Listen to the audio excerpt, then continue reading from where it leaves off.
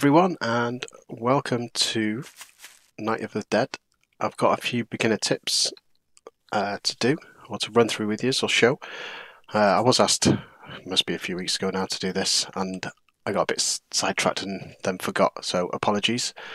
So I'll put them down in chapters underneath. But the first one, when you first start out and it takes a few slices to destroy a bush, if you get a couple of bushes together, like so, slicing, you can actually get both in one. You just got to position yourself in the right way.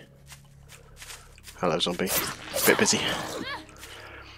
So yeah, you can always find them, and it's a lot quicker than to gather resources. You can do this as you go a bit later into the game. You can put an item on which will explode. You can put that on your pickaxe and your axe that you use for chopping trees down as well.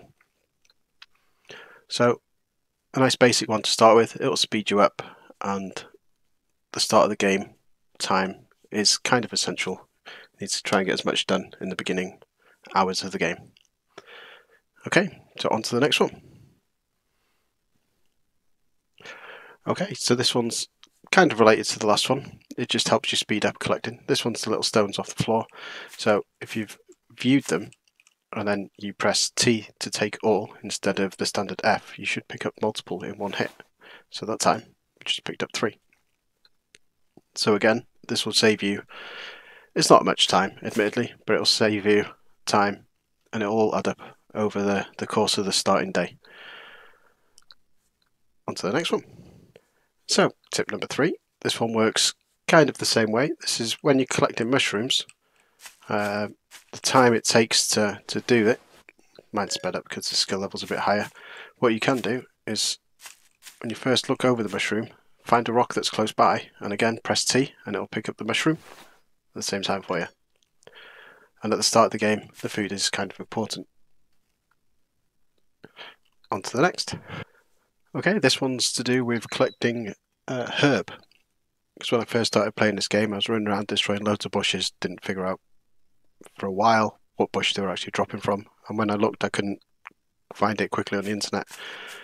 But it's actually this bush here that kind of looks like a herb itself.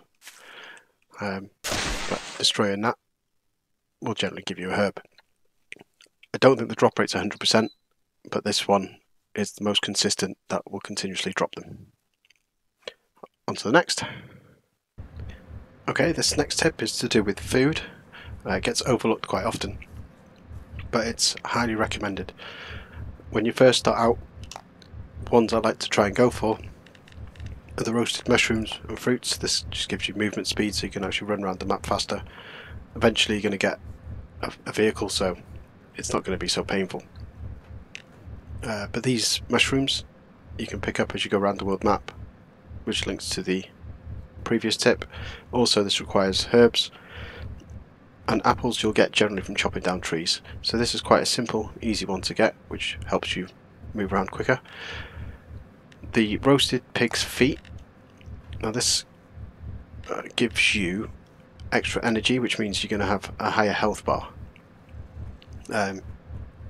This can be a bit more awkward to get when you first start out, so you might end up having to build a trap to do so, but you'll probably have a couple of those built in the first day. So by day 2, if you're lucky enough, you would have had a boar or a pig in one of these traps.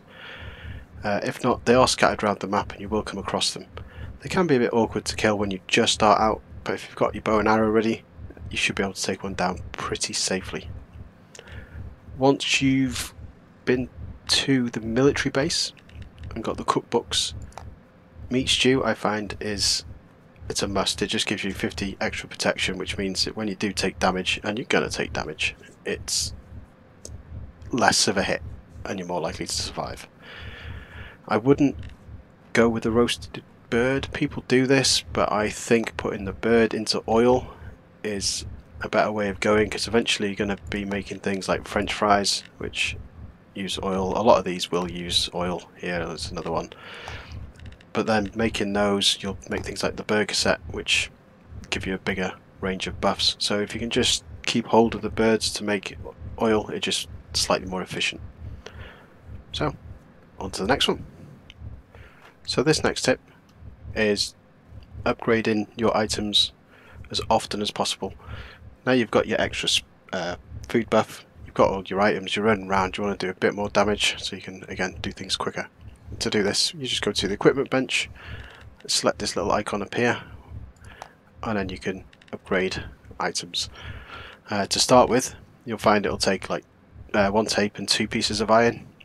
Tape can be a bit of a nightmare to find running round, but you will come across a fair bit of it, and it's very worthwhile doing. So this one, it increases all your stats but also gives you a 2% attack speed, so it means you're going to be doing things like damage a lot quicker. So if you notice, it happens on other ones as well. So my mining, so I'm going to mine quicker. As you go up the levels, it will take more tape and eventually take more resources.